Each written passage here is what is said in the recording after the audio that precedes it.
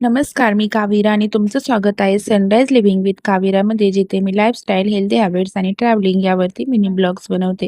तर आज मी निघाली आहे त्याच गावी जिथे माझ्या बालपणातील सर्वात मूल्यवान अशी 5 वर्षे गेली आहेत, ज्यामुळे माझी काळ्या मातीशी आणि निसर्गाशी नाळ जोडली गेली आहे. ज्यामुळे मला निसर्गामध्ये राहूनच तेच माझं घर वाटतं. जिथे माझी प्रेमळ माणसं आहेत, जी माझ्या लहानपणाच्या मला कहाण्या सांगतात आणि माझं बालपण अजूनही जिवंत ठेवतात. जिथे जाऊन मी कितीही वयाने मोठी झाली असली तरी मी बालपणातच असल्यासारखा मला अनुभव येतो. आणि अशा गावी जात असतानाच मला एक गोड बातमी मिळाली होती. जो जिल्हा आज कित्येक वर्ष स्वातंत्र्य झाले तरीही एका गोष्टीची वाट पाहत होता, ती म्हणजे ट्रेनची. आणि त्या ट्रेनचे उद्घाटन मुख्यमंत्र्याच्या हस्ते आजच झाले होते, ज्या दिवशी मी प्रवास माझ्या गावी करत होते.